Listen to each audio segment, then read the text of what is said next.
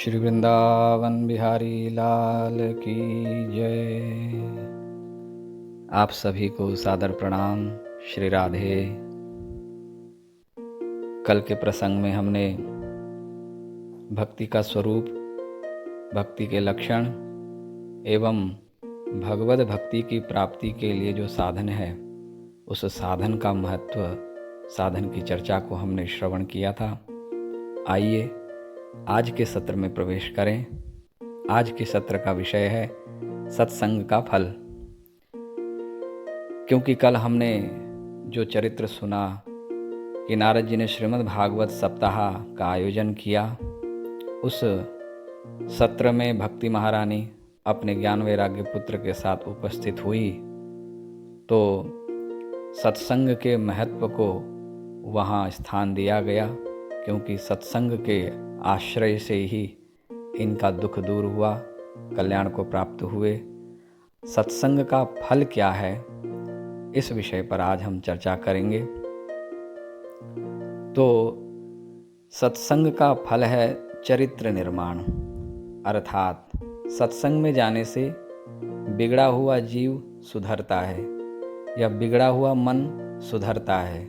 क्योंकि हमारा मन आज से नहीं, अनेकों जन्मों से, जन्मांतरों से न जाने कितने जन्म बीत गए, तो यह परंपरा जैसे हमारी चल पड़ी है।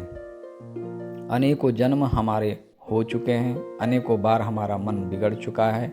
मन के बिगड़ने से ही हमारा जीवन बिगड़ा है। तो बिगड़े हुए जीवन को बनाने का काम सत्संग करती है।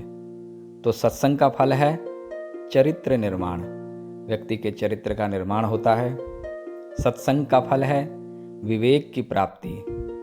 सत्संग का फल है अवचेतन मन, अर्थात सबकॉन्शियस माइंड की जागृति। क्योंकि साइंस भी कहता है, विज्ञान भी कहता है कि हमारे दिमाग के दो भाग कर दिए गए हैं, एक चेतन मन और एक अवचेतन मन। Conscious mind, subconscious mind. Conscious mind में तो हम सभी काम करते ही हैं, हमारा चेतन मन तो हमेशा जागृत रहता ही है, पर अवचेतन मन हमारा सुप्त प्रायः रहता है। और जितने भी संसार में जीनियस हुए हैं, उन सब का सबकॉन्शियस माइंड ही जागृत हुआ है, चाहे वो किसी भी रूप से हो।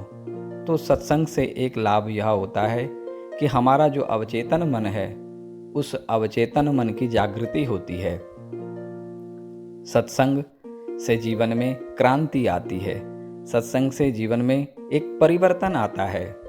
जैसे युग परिवर्तन, इसी प्रकार मानव के जीवन में मानव परिवर्तन, यह भी एक परिवर्तन ही है। जीवन में एक बदलाव सत्संग के माध्यम से ही आता है। हम पहले कैसे थे और सत्संग में आने के बाद हमारा जीवन कैसा बन गया, यह एक सत्संगी व्यक्ति ही स्वयं अनुभव कर सकता है। सत्संग हमारे जीवन में एक ठहराव को लेकर के आती है। सत्संग हमें शांति देती है। सत्संग हमें दृढ़ता देती है। दृढ़ता किसमें? संसार के व्यवहार के लिए नहीं, परमार्थ के लिए। जीव ने जन्म क्यों लिया है, उसका उद्देश्य क्या है, उसको क्या करना है, इस विवेक की प्राप्ति हो जाने पर जीवात्मा अर्थात मनुष्य अपने लक्ष्य पर दृढ़ हो जाता है। और यह दृढ़ता केवल सत्संग ही दिला सकती है। तो कल के प्रसंग में हमने श्रवण किया कि भक्ति महारानी आई, तो यह दृश्य देख करके नारद जी महाराज ने सनत कुमारों से प्रश्न किया। नारद जी ने प्रश्न किया कि महाराज, हमने यह तो देख लिया कि सत्संग के प्रभाव से श्रीमद् भागवत सप्ताह के आयोजन के फल रूप भक्ति महारानी एवं ज्ञान वैराग्य तीनों स्वस्थ हो गए। पर महाराज, मैं आपसे जानना चाहता हूँ, के विशुद्धन्ति वदन्तु मह्यम सप्ताह यज्ञेन कथामयेन। अर्थात श्रीमद् भागवत सप्ताह का आयोजन करने से, श्रीमद् भागवत जी का आश्रय ग्रहण करने से, उनकी शरण में आने से कैसे कैसे जीव शुद्ध हो जाते हैं, तर जाते हैं, यह बात हमको समझाइए। तब सनत कुमारों ने बड़ी प्रसन्नता के साथ कहा कि नारद, कायेन वाचा मनसापि पातकं नित्यं प्रकुर्वन्ति शठा हठेन ये परस्वपुष्टा मलिना दुराशया सप्ताह यज्ञेन कलौ पुनन्ति ते। मनुष्य मनसा वाचा कर्मणा द्वारा पाप कर्म में रत रहता है, और एक दिन नहीं, 2 दिन नहीं, ऐसा नहीं कि आज करना छोड़ दिया तो हमेशा के लिए वो पाप करना छोड़ देगा। प्रतिज्ञा तो लेता है कि अब की पाप नहीं करूँगा, लेकिन नित्यम प्रकुर्वन्ति, नित्य ही करता है और विशेष मन लगा करके करता है। पाप कर्म में हमारी इतनी रुचि हो चुकी है कि हम उसके आदी बन चुके हैं। बिना पाप कर्म किए मनुष्य की दिनचर्या पूरी होती ही नहीं है, और शठा हठे न ये, हठपूर्वक जान जान करके मनुष्य पाप कर्म में प्रवृत्त रहता है। ऐसी स्थिति में भी जिस मनुष्य का पाप करने से चित्त मलिन हो चुका है, उसका अंतःकरण अत्यंत ही दुर्गंध से भर चुका है, उसका जीवन अत्यंत ही अपवित्र बन चुका है, ऐसी प्राणी भी, ऐसी जीवात्मा भी यदि श्रीमद् भागवत जी का आश्रय ग्रहण कर ले, सत्संग का आश्रय ग्रहण कर ले, तो कलौ पुनन्ति ते, इस कलिकाल में वह पवित्र हो जाता है, वह तर जाता है। अब जब ये बात कही तो सबको बड़ा आश्चर्य हुआ कि इस बात को हम कैसे माने। तो जब सामने वाला बात को समझ नहीं रहा हो और मानने की स्थिति में न हो, तो उसको दृष्टांत दे करके समझाया जाता है। तो यहाँ भी आत्मदेव ब्राह्मण का एक दृष्टांत दिया गया।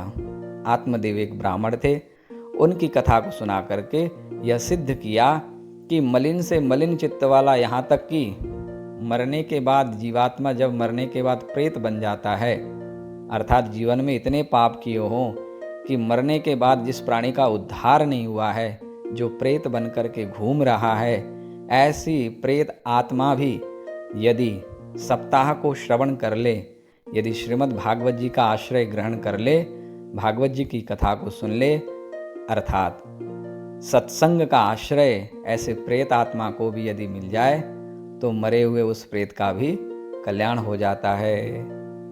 इसके लिए यहाँ पर सनत कुमारों ने एक कथा सुनाई है। वह कथा आप सब जानते ही हैं, फिर भी उस कथा को सुनाकर और उसका जो भावार्थ है, उस कथा, उस प्रसंग का जो भावार्थ है, वह भावार्थ हमारे जीवन से घटित होता है। तो यह जो चरित्र का आध्यात्मिक रहस्य है, इस रहस्य को भी यथामति आपके सामने प्रकट करता हूँ। एक समय की बात है, तुंगभद्रा नदी के तट पर आत्मदेव नाम के एक ब्राह्मण रहते थे। वे ब्राह्मण बड़े ही कुलीन थे, उच्च कुल में उनका जन्म था, वैभव संपन्न थे। उनकी एक पत्नी थी जिनका नाम था धुंधुली। सब कुछ होने पर भी, सर्वगुण संपन्न होने पर भी ब्राह्मण के यहाँ संतान नहीं थी, और संतान के अभाव में ब्राह्मण को बड़ी चिंता सताती थी। घर में एक गैया भी थी, गैया ने भी बछड़े को जन्म नहीं दिया था, गैया भी ब्याही नहीं थी। घर में जो भी फल लगाते, कोई भी पेड़ लगाते, तो वो पेड़ भी फल नहीं देता, अर्थात जिस काम में हाथ डालते उस कार्य में उनकी सफलता नहीं मिलती। एक प्रकार से निष्फल सा जीवन महसूस कर रहे थे, एक प्रकार से अपने जीवन को निरर्थक महसूस कर रहे थे, क्योंकि संसार की जो कामना है, संसार की जो वासना है, जो तृष्णा है, इस तृष्णा की तृप्ति कभी होती नहीं है। और जब तृष्णा की तृप्ति नहीं होती है तो जीव बड़ा दुखी होता है। उसके पास सब कुछ होता है, भगवान ने उसको सब कुछ दिया है, किसी प्रकार की कोई कमी नहीं रखी है, फिर भी यह असंतुष्ट जीवात्मा, यह अतृप्त जीवात्मा सदैव दुखी ही बना रहता है। ब्राह्मण देवता भी दुखी थे। एक दिन मन में विचार आया कि ऐसे शुष्क जीवन को जीने से तो अच्छा है कि मर जाऊं। मरने के लिए जंगल में गए। जंगल में कोई संत महापुरुष जा रहे थे। संत ने देखा कि कोई ब्राह्मण बड़ा दुखी दिखाई दे रहा है। संत ने विचार किया कि ब्राह्मण है, दुखी है, चलो नज़दीक जाते हैं, पूछते हैं उसका हाल खबर, यदि हमसे कोई सहयोग बने तो उसकी मदद की जाए। नज़दीक में गए, उसका हाल पूछा तो ब्राह्मण देवता ने अपना हाल सुनाया। बोले महाराज आप तो साधु संत महात्मा हो, आप सब जानते हैं, आप तो समर्थ भी होते हैं, तो आप कृपा करिए हमारे ऊपर। मेरे घर कोई संतान नहीं है और संतान से रहित मेरा जीवन निरर्थक हो गया, इसीलिए मैं मरने जा रहा हूँ। भाई मरने क्यों जा रहे हो, इतना अमूल्य जीवन तुमको मिला, बस अब इस जीवन को रखना नहीं है, निश्चय कर लिया कि मरना है। संत ने विचार किया, इतना अमूल्य जीवन और पढ़ा लिखा विद्वान और उसकी ऐसी मति। संत ने विचार किया इसका कल्याण करना चाहिए। संत ने देखा, देख कर के समझ गए कि इसके तो इस जन्म में क्या 7 जन्म तक संतान योग नहीं है, और बोल दिए कि महाराज तुम्हारे इस जन्म तो क्या 7 जन्म तक संतान का योग नहीं है, भूल जाओ। बस इतना सुनना था। ब्राह्मण तो रोने लगे। बोले महाराज जब आप मेरे 7 जन्म का देख सकते हो, इतना बल आप में है, तो आप मेरी इच्छा को भी पूर्ण कर सकती हो, यह तो मैं समझ ही गया हूँ। कहना क्या चाहते हो? बोले महाराज अब या तो आप मुझे कोई ऐसा फल प्रदान करो, ऐसा आशीर्वाद प्रदान करो कि मेरे घर में संतान रत्न की प्राप्ति हो जाए, अर्थात मेरे मन में जो संतान की कामना है उसकी पूर्ति हो जाए, अन्यथा आपके चरणों में ही सिर पटक पटक करके मैं प्राणों का त्याग कर दूंगा। संत महात्मा ने विचार किया कि ये तो मर जाएगा, तो संतों का धर्म दूसरों को मारना नहीं, दूसरों को ताड़ना होता है। अब क्या किया जाए? संत ने एक फल लिया और उस फल को अभिमंत्रित करके भगवान का नाम लेते हुए उस ब्राह्मण के हाथ में रख दिया और ब्राह्मण से कहा कि जाओ पत्नी को खिला देना, गर्भ ठहर जाएगा, कालांतर में संतान का जन्म होगा। ब्राह्मण देवता घर आए, पत्नी को फल दिया। पत्नी ने फल का भक्षण किया नहीं किया, इस पर सबको एक शंका तो होगी कि अगर फल का भक्षण किया तो पुत्र की प्राप्ति होगी और नहीं किया तो नहीं होगी। तो यहाँ पर पत्नी ने फल का भक्षण नहीं किया। पत्नी उस फल को देख करके तर्क कुतर्क करने लगी। पत्नी ने विचार किया कि भला फल खाने से किसी के गर्भ ठहरता है, और गर्भ ठहर भी जाए यदि, तो उस गर्भ की पीड़ा को मैं क्यों भोगूं? इस प्रकार से नाना प्रकार के तर्क करते हुए उसने उस रात्रि को, उस दिन को बिताया। अगले दिन ब्राह्मण जब घर में नहीं थे तो अपनी जो बहन है, छोटी बहन है, उस बहन को उसने घर में बुलाया और अपना दुखड़ा उसको सुनाया। बहन की भी कोई घर में संतान तो बहुत थी उसकी, लेकिन उसके यहाँ धन का अभाव था। इसके यहाँ संतान का अभाव तो उसकी बहन के यहाँ धन का अभाव।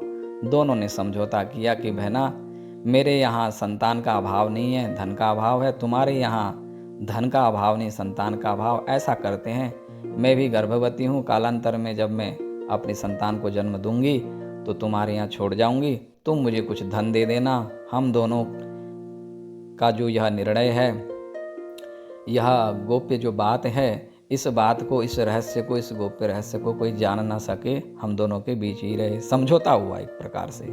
समझौता करके दोनों अपने अपने घर चले गए। कालांतर में बहन के यहाँ बालक का जन्म हुआ और इधर ब्राह्मण की पत्नी धुंधुली ने उस फल को खाया नहीं, अपनी बहन के कहने पर घर में ही जो गाय बंधी थी उस गाय को खिला दिया। और कालांतर में बहन के यहाँ बालक का जन्म हुआ, उसको लेकर के आए तो इधर गाय भी ब्याह गई और गाय ने भी बछड़े को जन्म दिया।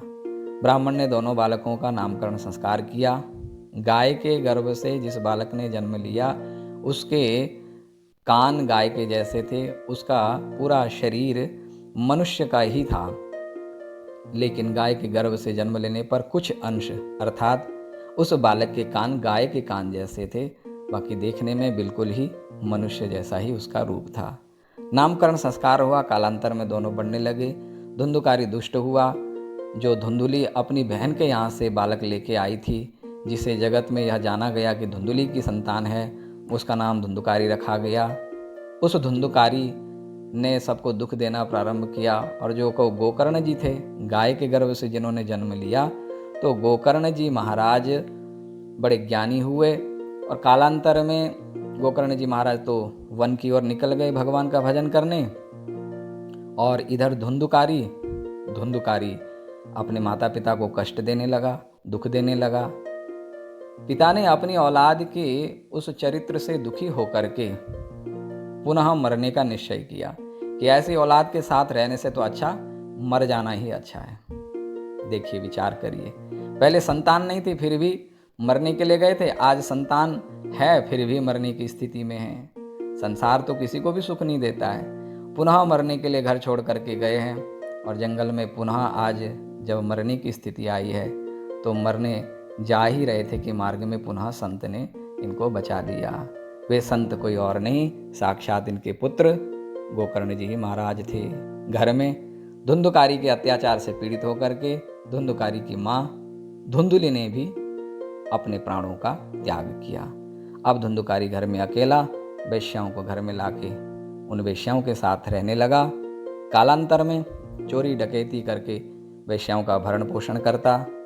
वेश्याओं ने भी विचार किया, कब तक हमारा भरण पोषण करेगा, चोरी करने लगा है। तो वेश्याओं ने भी इसको मार के उसकी लाश को वहीं घर में ही दफना दिया, गड्ढा खोद करके। और नहीं मरा तो जलते हुए अंगारे उसके मुंह में डाल करके उसी आंगन में गड्ढा खोद के उसको गाड़ दिया। कालांतर में गोकर्ण जी महाराज घूमते हुए अपने जन्म स्थान आए, घर में आए तो रात्रि में विश्राम किया। जब तक तो गोकर्ण जी महाराज के माता पिता दोनों ही शरीर को त्याग चुके थे, क्योंकि पिताजी जंगल जा चुके थे और माताजी भी दुखी होकर के आत्महत्या कर चुकी थी। तो मरा हुआ यह धुंधुकारी, जो कि इसकी दुर्गति हो गई थी, यह अपनी मृत्यु से तो नहीं मरा था, अकाल मृत्यु मरा था, तो प्रेत बन के ये विचरण कर रहा था। धुंधुकारी ने अपने भाई को विविध रूप धारण करके परेशान करना शुरू किया। गोकर्ण जी महाराज प्रातःकाल स्नान करते हुए सूर्य भगवान को प्रार्थना की। सूर्य भगवान ने कहा कि तुम अपने भाई, अपने जो भाई तुम्हारा प्रेत बन चुका है, उस प्रेत के उद्धार के लिए भागवत जी का आयोजन करो। इसी क्रम में ही सूर्य भगवान की उस आज्ञा को मानकर गोकर्ण जी महाराज ने भागवत का आयोजन किया और उस भागवत जी के प्रभाव से मरा हुआ वह धुंधुकारी जो प्रेत बन चुका था, उस सप्ताह को श्रवण करने से, श्रीमद् भागवत सप्ताह को श्रवण करने से मुक्त हो गया। तो यह चरित्र संक्षेप में यहाँ सुनाया गया कि आत्मदेव का जो चरित्र है, इस चरित्र के अंतर्गत आत्मदेव की भी दुर्गति हो रही थी, लेकिन आत्मदेव की दुर्गति होते होते बची सत्संग के प्रभाव से। और धुंधुली, जिसने अपनी पति के विपरीत जाकर के, धर्मात्मा जो पुरुष थे उनके साथ में धर्म के विपरीत जाकर के, उस पत्नी ने सत्संग के फल को भक्षण नहीं किया, धर्म का आचरण नहीं किया, उस सत्संग के फल को ग्रहण नहीं किया, मनमाना किया। उसका फल उसको मिला कि धुंधुकारी का जन्म हुआ उसके घर में और उसके कारण धुंधुली को आत्महत्या करनी पड़ी। इस प्रकार यह कथा का सार यहाँ इस प्रकार से वर्णन किया गया। कथा के सार का कहने का अर्थ प्रयोजन यहाँ यह था कि भागवत जी का जो महात्म्य है, यहाँ सत्संग का जो महात्म्य है, उस महात्म्य को प्रकट करना था कि जीवित व्यक्ति ही नहीं, यदि मृतात्मा को भी भागवत जी का लाभ मिल जाए, यदि भागवत सप्ताह श्रवण करने को मिल जाए, यदि सत्संग मिल जाए, तो उस सत्संग से उसका भी उद्धार हो सकता है। और हम तो अभी जीवित हैं।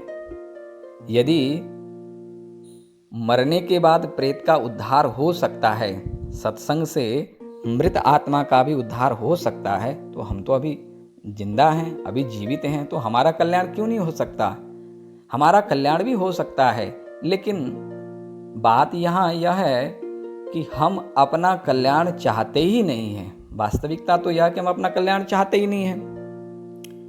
मनुष्य भी कितना अजीब प्राणी है, जीवित रहते हुए अपने लिए कुछ नहीं करता और मरने के बाद उन लोगों से उम्मीद लगाए बैठा है जो जीते जी उसकी कदर भी नहीं करते।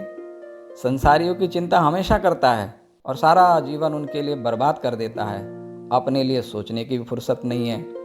तो अपने लिए सोचना है हमको। हमने आज तक दूसरों के लिए सोचा, अपने लिए कहाँ सोचा। अब इस कथा का जो आध्यात्मिक रहस्य है, ये कथा क्या कहना चाहती है, जो आज का प्रसंग है, यह प्रसंग हमें क्या बताना चाहती है? आज का प्रसंग हमें यह बताना चाहती है कि सत्संग का फल है विवेक, अर्थात जीवन में जिसने सत्संग को ग्रहण किया है, सत्संग से जीवात्मा को एक फल की प्राप्ति होती है और वह फल ऐसा अचूक फल है कि उससे जीवात्मा का उद्धार हो जाता है। हम अपना उद्धार करने के लिए यहाँ आए हैं, बंधन में डालने के लिए नहीं आए हैं। तो वह सत्संग का फल विवेक जो है, वो विवेक किस प्रकार से प्राप्त होता है, इस कथा का जो आध्यात्मिक रहस्य है उसको मैं अब आपको इस प्रकार से समझाता हूँ। देखिए, आत्मदेव की कथा आई है। आत्मदेव का अर्थ क्या है, आध्यात्मिक रहस्य इसका क्या है, यह कथानक हमारे जीवन में घटित होती है। हमारे जीवन में किस प्रकार से घटित होती है, यह किसी एक ब्राह्मण की कथा नहीं, यह तो हम सभी की कथा है। आत्मदेव नाम का एक ब्राह्मण है। आत्मा अर्थात जीवात्मा, देव क्योंकि यह जीवात्मा देव तुल्य है। यह अपने स्वरूप को पहचान जाए तो मनुष्य देवता है, स्वरूप को नहीं पहचानता तो वो दुरात्मा बन जाता है। तो सभी मनुष्य देवता बन सकते हैं, मानव तन अनमोल है। इसीलिए तुलसीदास जी ने लिखा, बड़े भाग मानुष तन पावा, सुर दुर्लभ सब ग्रंथ निगावा, और साधन धाम मोक्ष कर द्वारा, पाई न जही पर लोक सवारा। इतना सुर दुर्लभ मानव तन हमको मिला, साधन का या मोक्ष का साधन है। इस शरीर से हम मोक्ष की भी प्राप्ति कर सकते हैं, लेकिन इस मोक्ष के साधन को पाकर के भी हमने इसको व्यर्थ ही गंवा दिया। तो यह जो जीवात्मा है, यह कहाँ, इस जीवात्मा का निवास कहाँ है, कहाँ रहता है? बोले तुंगभद्रा नदी के तट पर। तुंगभद्रा का अर्थ क्या है? तुंग का अर्थ होता है श्रेष्ठ और भद्रा का अर्थ होता है कल्याणदायी, अर्थात कल्याण को देने वाला यह मानव तन, यह जो जीवात्मा है, ये कहाँ रहता है? इस तुंगभद्रा नदी के किनारे पर रहता है। अर्थात कल्याण को प्रदान करने वाले या मानव काया रूपी नदी के किनारे जीवात्मा रहता है, और उस जीवात्मा का नाम है आत्मदेव। अर्थात मैं जो बोल रहा हूँ, मैं जो देख रहा हूँ, शरीर अलग है और आत्मा अलग है। जीवात्मा अलग है, जीवात्मा बाहर हमको दिखाई, हम अपने आप को नहीं देख पा रहे हैं, अपने स्वरूप को नहीं देख पा रहे हैं, हम केवल अपने आवरण को देख रहे हैं, इस शरीर को देख रहे हैं। इस शरीर की सत्ता को ही हमने सर्वस्व मान लिया है। तो शरीर अलग है, जीवात्मा अलग है। तो जीवात्मा इस शरीर के किनारे ही रहता है, और यह शरीर एक ऐसा साधन है, ये हमें कल्याण देने वाला साधन है, हमारा उद्धार कर सकता है। इसके बाद भी इस जीव की दुर्दशा क्यों हो गई? बोले इसकी दुर्दशा का कारण है कि आत्मदेव की पत्नी का नाम था धुंधुली। धुंधुली अर्थात बुद्धि, हमारी जो बुद्धि है इसका नाम है धुंधुली। आत्मदेव का विवाह हुआ धुंधली के साथ में, और जीवात्मा का भी विवाह हो जाता है इस बुद्धि के साथ में। ये बुद्धि कैसी है? धुंधुली, अज्ञानी या अज्ञान से आवृत बुद्धि है, अज्ञान भरा हुआ है इसमें। धुंधुली, जैसे हम कहते हैं ना कि धुंध छाया हुआ है सामने, धुंध आ गया तो हमें कुछ नहीं दिखाई दिया। ये बुद्धि भी ऐसी है, ये धुंधली बुद्धि है। हमें अपने कल्याण के विषय में कुछ दिखाई नहीं दे रहा है, हम सोच नहीं पा रहे हैं। जहाँ बुद्धि का प्रयोग होता है, जहाँ बुद्धि के पास में अधिकार रहता है, वह बुद्धि जीवात्मा को कल्याण के मार्ग में ले जाने नहीं देती है, क्योंकि इस बुद्धि को संसार ही मीठा लगता है। तो परमार्थ रहित बुद्धि, धुंधुली का अर्थ होता है परमार्थ रहित बुद्धि। जिस मनुष्य के पास सबके पास बुद्धि है, लेकिन सबके पास में परमार्थ युक्त बुद्धि नहीं है, परमार्थ से रहित बुद्धि है। अर्थात अपना कल्याण कैसे हो, ऐसी बुद्धि हर किसी के पास नहीं होती है। तो परमार्थ रहित बुद्धि की बात मानने से जीवात्मा की दुर्दशा हो जाती है। आज तक हमने अपनी बुद्धि की बात मानी है, बुद्धि ने जो निर्णय लिया वही किया हमने, और बुद्धि कभी अच्छा निर्णय लेती ही नहीं है, जिसके कारण हम दुर्दशा को भोग रहे हैं। एकादश स्कंद में भागवत में कहा, निर्देह माद्यम सुलभम सुदुर्लभम प्लवम सुकल्पम गुरु कर्णधारम मयानुकूलेन नभस्वते ऋतम पुमान भवाब्धिम न तरेत स आत्महा। सुखदेव जी महाराज वर्णन करते हैं कि इतना अच्छा सुंदर मानव तन भगवान ने दिया, सुलभम सुदुर्लभम प्लवम सुकल्पम। बोले जिस प्रकार से नदी के किनारे नाव है और उस नाव को चलाने वाला खेवनहार भी है, माझी भी है, और सुंदर वायु भी चल रही है, अनुकूल वायु भी चल रही है कि हम नदी के पार पहुंच सकते हैं। दोनों साधन हमारे साथ हैं, अर्थात हम पार जाना चाहते हैं, और खेवनहार भी है और अनुकूल वायु भी चल रही है। क्योंकि अनुकूल वायु ना हो तो भी नाव डूबने का डर रहता है, और यदि नाविक ना हो, खेवनहार ना हो, तो भी हम पार कैसे जाएं। तो यह मानव तन रूपी नौका भगवान ने हमको दिया। अब इस मानव तन रूपी नौका को भव से पार ले जाना है। तो यह जीवात्मा रूपी नौका को भव से पार ले जाने के लिए क्या साधन है? बोले कि सदगुरु रूपी प्लवम सुकल्पम गुरु कर्णधारम। कर्णधार कौन है? बोले सदगुरुदेव भगवान।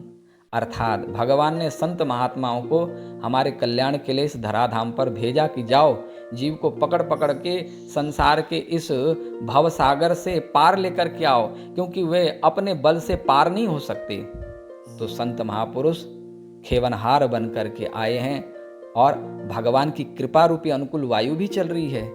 उसके बाद भी जीवात्मा पार जाना नहीं चाहता है, जिसके कारण उसकी दुर्दशा हो गई है, वह नदी के किनारे ही अटक गया है। तो इससे आगे हमको जाना है, और ये बुद्धि का स्वभाव है।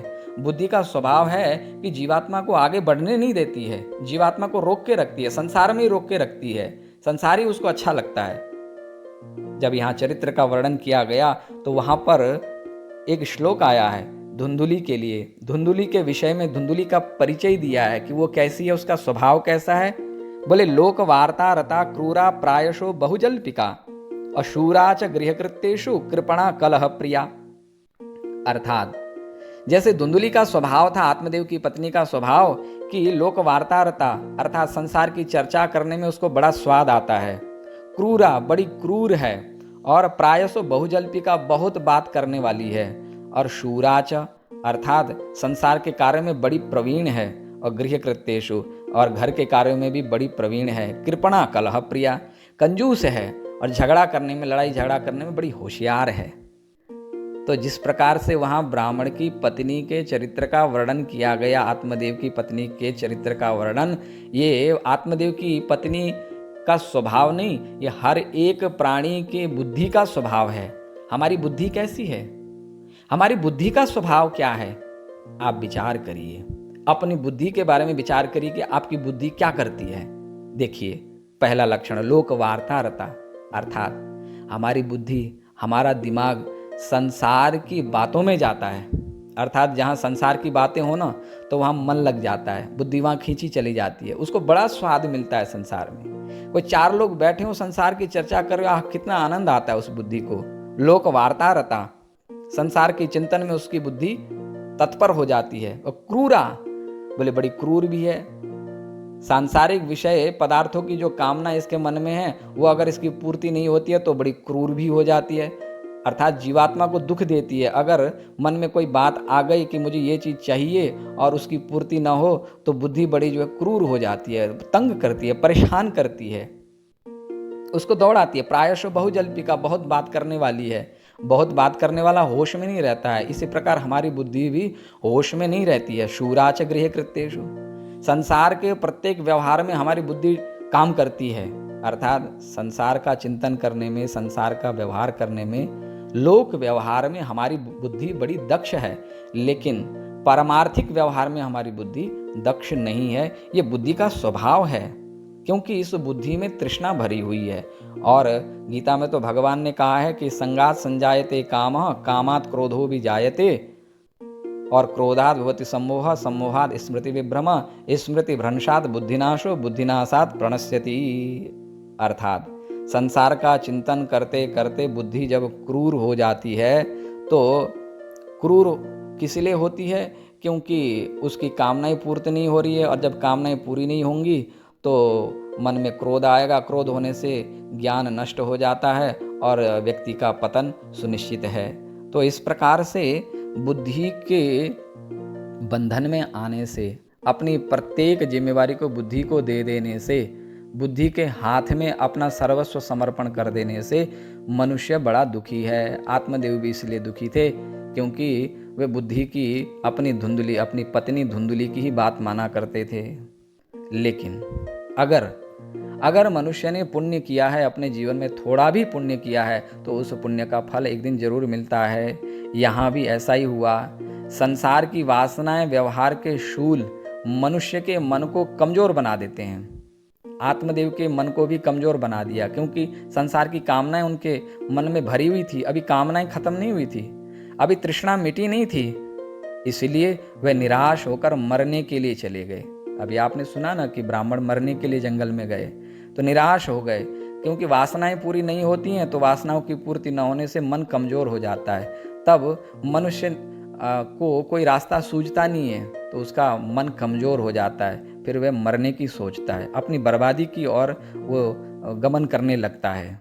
लेकिन पुण्यात्मा व्यक्ति, उसके अपने पुण्य उसके सामने आकर के समय में खड़े हो जाते हैं।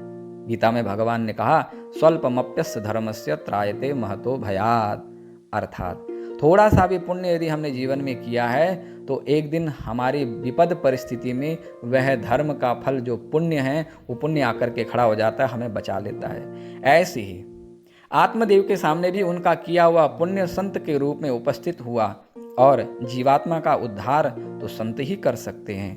अर्थात पुण्यों के फल से ही संत का मिलन होता है, और वे संत ही जीवात्मा का कल्याण करते हैं। अब आत्मदेव की पीड़ा, आत्मदेव ने अपनी पीड़ा संत को सुनाई। जब मरने के लिए गए, संत का मिलन हुआ तो अपनी पीड़ा सुनाई। अब इस आत्मदेव की पीड़ा क्या है, हम सब की पीड़ा क्या है, हमारा दर्द क्या है? बोले, धिग जीवितम प्रजाहीनम धिग गृहम च प्रजाम बिना। संसार की मार खाने के बाद भी मनुष्य को संसार ही अच्छा लगता है, संसार से उसकी तृप्ति नहीं होती। सत्संग मिलने पर भी प्रायः मनुष्य असावधानी के कारण अपना नुकसान ही कर बैठता है। संत मिल गए पुण्यों के फल से, उसके बाद भी देखिए इस जीवात्मा का दुखड़ा क्या है कि धिक जीवितम प्रजाहीनम, अर्थात प्रजा के बिना तो जीवन धिक्कार है। धिक गृहम च प्रजाम बिना, घर में संतान नहीं है, संतान के न होने से मेरा जीवन धिक्कार हो गया। अर्थात इस मनुष्य को ये जन्म जन्मांतर का रोग लगा हुआ है कि संसार इसको प्रिय लगता है। अगर संसारियों के बीच में ये नहीं बैठे तो इसको सुख नहीं मिलता है। संसार के लोग ही इसको अच्छे लगते हैं, भले ही संसार की लात इसको लगती हो। विभीषण जी महाराज को रावण ने बड़ा दुख दिया। विभीषण रावण के राज्य में सुखी नहीं थे, असुरों के बीच में रहते हैं, तो एक संत असुरों के बीच में कैसे रहे? हनुमंत लाल जी महाराज आए, हनुमंत जी का दर्शन हुआ। दर्शन होने के बाद हनुमंत जी ने कहा कि भाई, तुमने मुझे जानकी जी का पता बताया है, इसलिए भाई मैं तुम्हारे ऊपर प्रसन्न हूँ, मैं तुम्हें राम जी का पता बताता हूँ, तुम चलो मेरे साथ, राम जी की शरण में चलो। विभीषण जी ने कहा, नहीं, मैं अभी नहीं जा सकता, मैं अगर यहाँ से चला जाऊंगा तो मेरे भाई का उद्धार कैसे होगा, मेरे परिवार का उद्धार कैसे होगा? सत्संग मिलने के बाद भी जीवात्मा का जो संसार के प्रति राग है, जो रोग है, वो रोग छूटता नहीं है। संत महात्मा, संत महापुरुष, हमारे शास्त्र, भगवान स्वयं भी चाहते हैं कि जीवात्मा का उद्धार हो जाए, लेकिन जीवात्मा स्वयं भी तो चाहे कि मैं अपना उद्धार कर लूं। हनुमंत लाल जी महाराज चले गए, अरे उसी समय चले जाते तुम्हारा कल्याण हो जाता, लेकिन दृष्टि कहाँ रही? दृष्टि संत के प्रति नहीं रही, दृष्टि अभी भी अपने घर में है कि मैं यहाँ रहूंगा तो मेरे घर का उद्धार हो जाएगा। अरे तुम्हारे रहने या न रहने से क्या फर्क पड़ता है? इस संसार को कोई फर्क नहीं पड़ता। हम अपने आप को इसलिए डुबा रहे हैं, अपने जीवन को इसलिए बर्बाद कर रहे हैं। हम सोचते हैं कि हमारे बिना कैसे चलेगा संसार, हमारे बिना कैसे होगा आगे। अरे तुम नहीं थे तब भी चल रहा था, तुम नहीं रहोगे कल को तब भी चलेगा, और बल्कि और बढ़िया चलेगा। तुम्हारे ना रहने से बल्कि संसार और अच्छा लगेगा। क्यों? क्योंकि जब तक तुम घर में हो तब तक सबके लिए भार बन के बैठे हो।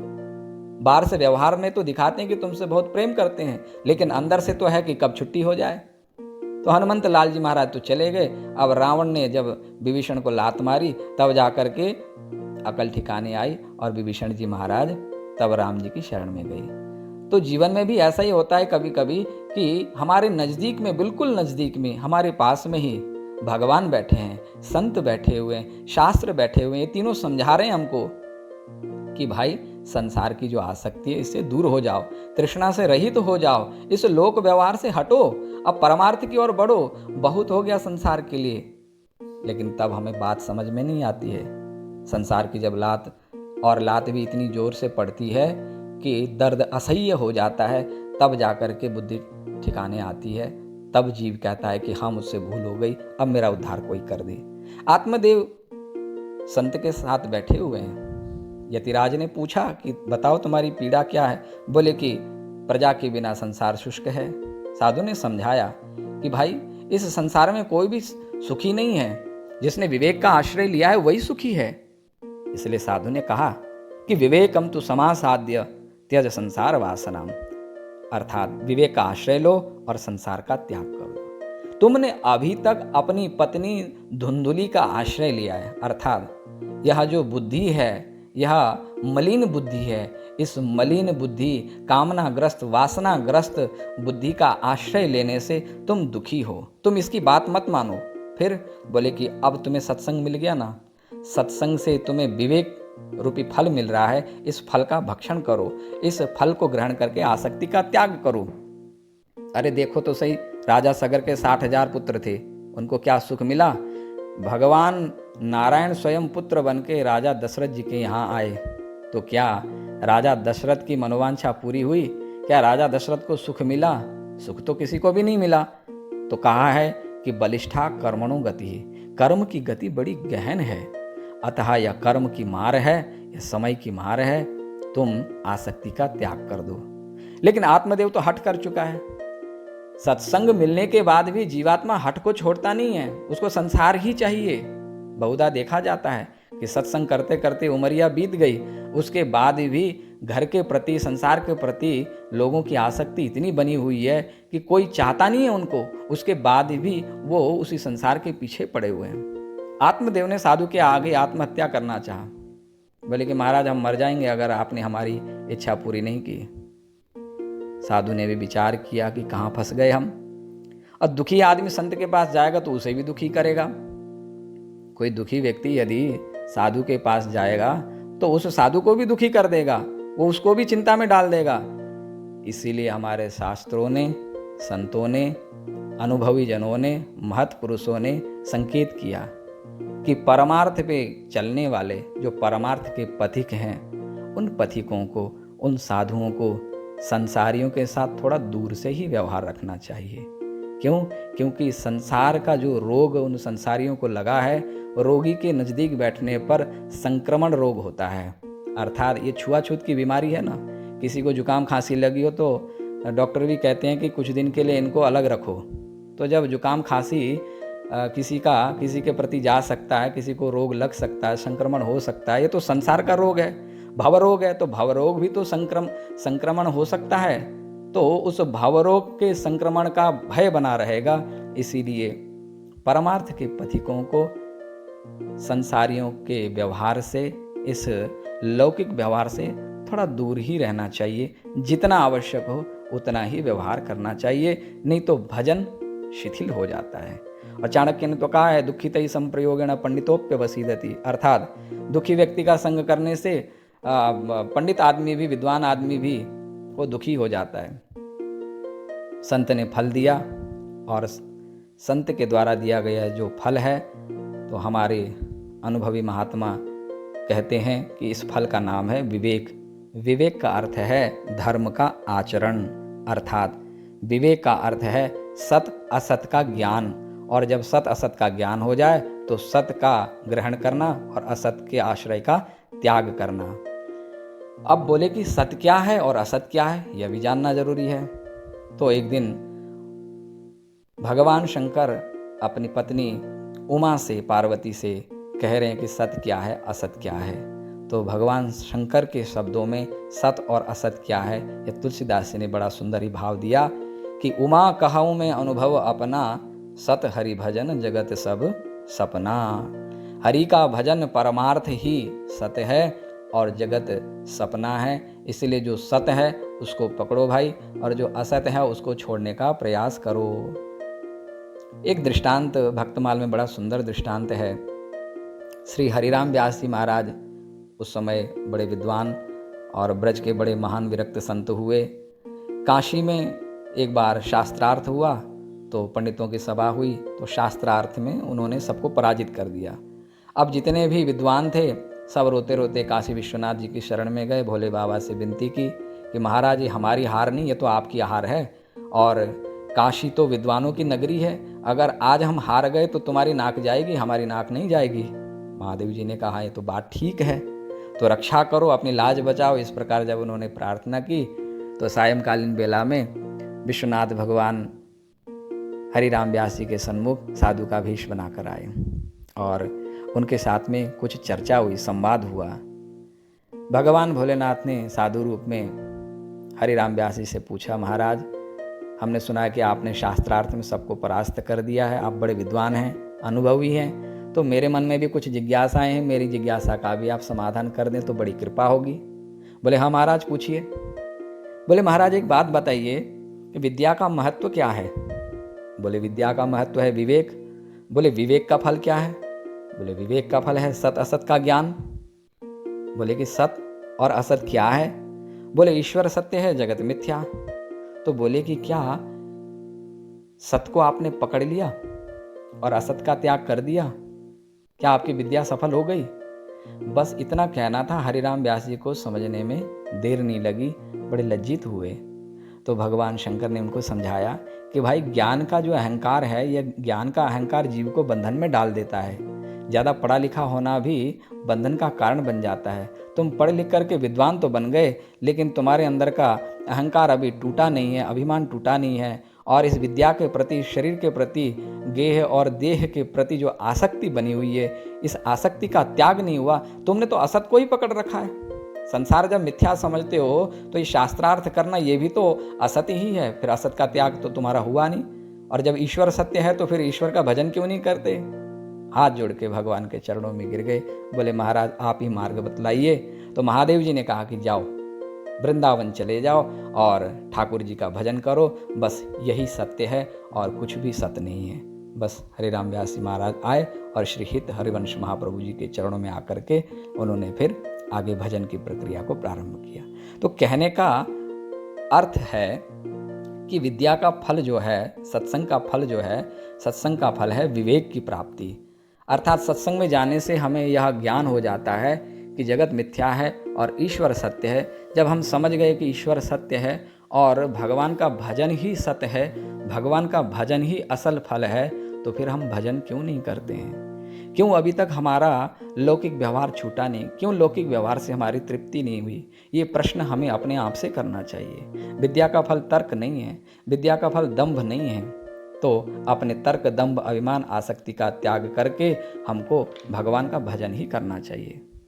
आत्मदेव जी महाराज घर आए लौट करके फल लेकर के। अब देखिए कितनी सुंदर बात है। आत्मदेव जी फल लेकर के तो आए घर में, लेकिन उस फल का जो फल मिलना चाहिए, फल का भी जो फल मिलना चाहिए, वो मिला कि नहीं मिला? सत्संग में जाने पर जीव घर वापसी करता है। जीव जब सत्संग में जाता है तो घर वापसी करता है। कैसे? जैसे आत्मदेव जी महाराज सत्संग से लौट के आए, शांत होकर के आए, फल लेकर के आए। हम जब भी सत्संग में जाते हैं तो घर वापसी करते हैं। अर्थात सत्संग में हम अपने स्वस्वरूप में स्थित हो जाते हैं। सत्संग में ही हम समझ पाते हैं अपने आप को कि हम कौन हैं और हमारा गंतव्य क्या है, हमें क्या करना चाहिए, हम संसार में क्यों आए हैं। लेकिन जब सत्संग के फल को लेकर के हम वापस घर आते हैं, अपने घर आ जाते हैं, तो वह फल हम बुद्धि के हाथ में रख देते हैं। धुंधुली, आत्मदेव ने उस फल को धुंधुली के हाथ में रख दिया। और धुंधुली तो बुद्धि है हमारी बुद्धि धुंधुली है। तो जो स्वयं ही धुंधुली हो, जिसको स्वयं को ही कुछ दिखाई नहीं देता हो, तो भला दूसरों को क्या दिखाएगी? तो बुद्धि को जब फल रख दिया बुद्धि के हाथ में, बुद्धि को कहा कि भाई तू भक्षण कर, इस फल को खा ले, तो बुद्धि को यह फल अच्छा लगता नहीं है। अर्थात सत्संग का फल बुद्धि को अच्छा नहीं लगता। सत्संग में तो बुद्धि ठंडी पड़ जाती है, वहाँ बुद्धि का कोई काम नहीं है। सत्संग में कोई दिमाग नहीं लगाता है। जितना भी दिमाग लगाते हैं लोग घर आने के बाद लगाते हैं। ऐसा क्यों कहा, वैसा क्यों कहा, वहाँ तो ऐसा कहा था, अरे ऐसा थोड़ी ना होता है। अरे सत्संग में ये सब बात अच्छी लगती है, घर में आने के बाद तो सब कुछ देखना है। तो यह फल बुद्धि को अच्छी नहीं लगती है, तर्क कुतर्क करने लगती है बुद्धि, क्योंकि इस बुद्धि को संसार ही मीठा लगता है, परमार्थ अच्छा नहीं लगता है। और इधर आत्मदेव भी अपने कार्य में व्यस्त हो गए। अर्थात जीवात्मा जब जब लापरवाह हो जाता है, प्रमादी बन जाता है, तब उसका अहित ही होता है, उसका नुकसान ही होता है। आत्मदेव अपने कार्य में व्यस्त हो गए। मनुष्य सत्संग में जाता है, फल लाता है और दूसरों को बांट देता है। अर्थात सत्संग से आने के बाद हम दूसरों को बड़ा सुंदर सुंदर उपदेश सुनाते हैं। आज हमने सत्संग में ये सुना था, ऐसा करना चाहिए, हमने वहाँ ऐसा सुना था, ये बात बिल्कुल ठीक है, अब तो हमें संसार से वैराग्य हो गया जी, ये तो सब मिथ्या है, संसार सब बेकार है जी, जहाँ देखो झूठ, कपट, छल, मक्कारी, इसके अलावा कुछ है ही नहीं, कुछ नहीं रखा है संसार में। कितना अच्छा लगता है उपदेश करने में, लेकिन उसकी स्वयं की बुद्धि, पत्नी अर्थात उसकी बुद्धि ने, उसकी पत्नी ने ग्रहण नहीं किया।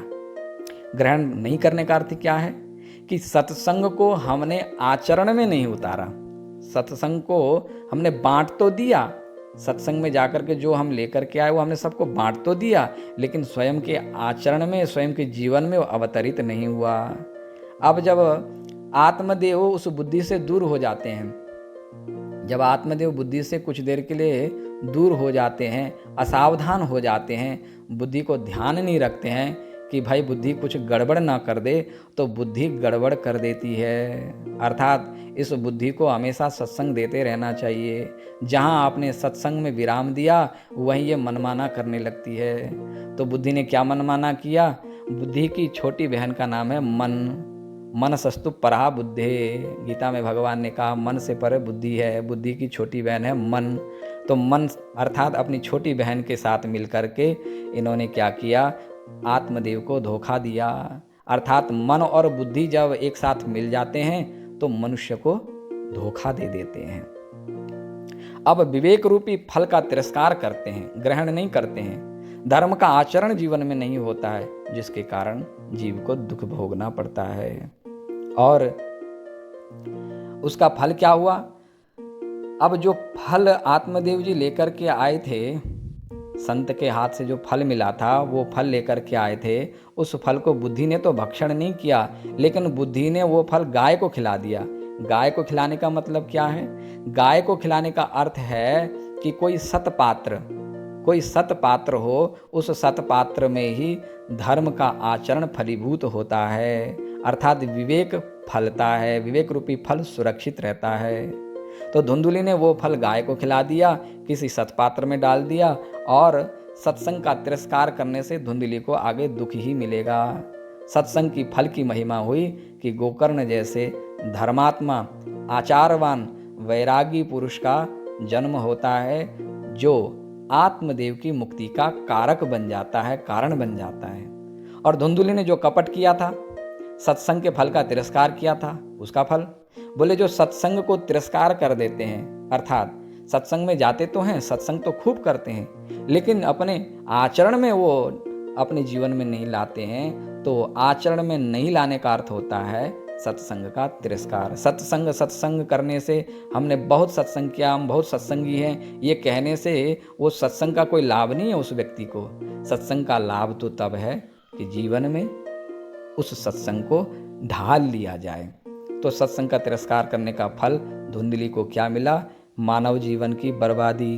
अर्थात अंतिम में धुंधुकारी ने जब धुंधुली को परेशान करना शुरू किया, तो धुंधुकारी के उस अत्याचार से दुखी होकर के धुंधुली ने आत्महत्या कर ली। कियत कालेन तौ जातौ तरुणौ तनया बुभौ अगोकर्ण पंडितो ज्ञानी धुंधुकारी महाखल। धुंधुकारी महाखल दुष्ट हुआ। सत्संग के फल के तिरस्कार का फल मिला कि धुंधुकारी जैसा दुराचारी पुत्र धुंधुली के यहाँ जन्म लेता है, अज्ञान का जन्म होता है, और यही अज्ञान हमारी बर्बादी का कारण होता है।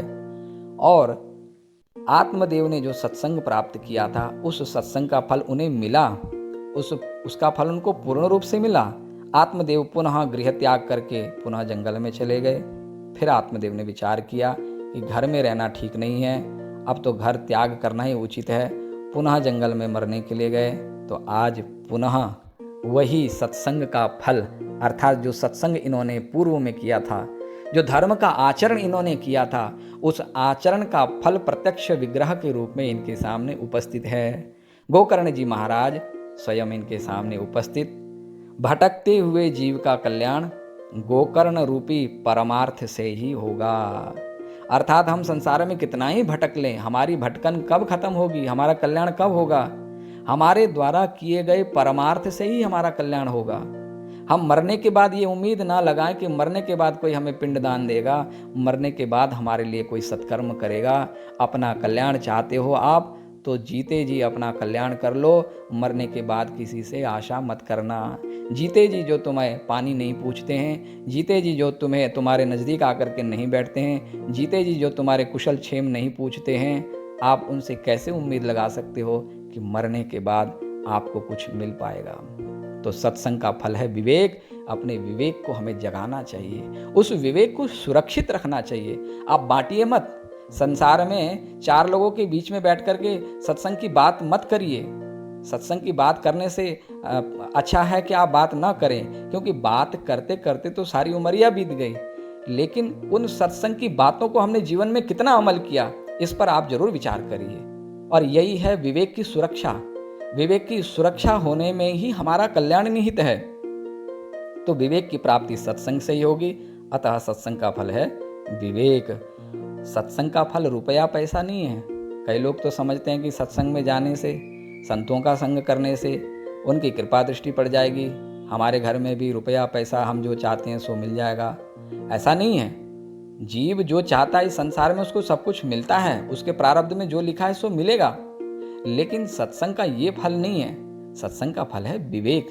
इसलिए ये उम्मीद लेके कभी नहीं जाना चाहिए सत्संग में कि हमें हमारे मनोरथ पूर्ण होंगे। अरे सबसे बड़ा मनोरथ तो यही होना चाहिए कि इस भवसागर से हम पार हो जाएं, हमारा कल्याण हो जाए। तो कल्याण रूपी मनोरथ को लेकर के सत्संग में जाना चाहिए। संसार के तुच्छ पदार्थों की कामना लेकर के सत्संग में कभी नहीं जाना चाहिए। और ऐसी वासना लेकर के आप सत्संग में जाओगे भी तो इसमें आपका कल्याण नहीं होगा, धोखा ही होगा। आप ठगे जाओगे, आपका कोई कल्याण नहीं होने वाला। इसलिए अपना कल्याण चाहते हो तो सत्संग से मिला हुआ जो विवेक है उस विवेक को आप बचाए रखें। विवेक को आप बांटे नहीं, विवेक को आप बचाए रखें, सुरक्षित रहें। और भगवान का जब आप भजन करेंगे तो भगवान का भजन करने से सब कुछ मिलता है। जो आप चाहोगे सो भी मिलेगा, जो नहीं चाहोगे वो भी मिलेगा। इसीलिए आज का जो प्रसंग है उस प्रसंग का जो फल है, उस प्रसंग का फल है विवेक। संसार की आसक्ति छूट जाए, भगवान में प्रेम जग जाए तो समझना सत्संग का फल मिल गया। इसी प्रसंग के साथ में आज के सत्र को यहीं पर प्रभु के चरणों में अर्पित करते हुए विराम देते हैं। कल पुनः नए प्रसंग के साथ में आपके सम्मुख उपस्थित होंगे। तब तक के लिए जय जय श्री राधे।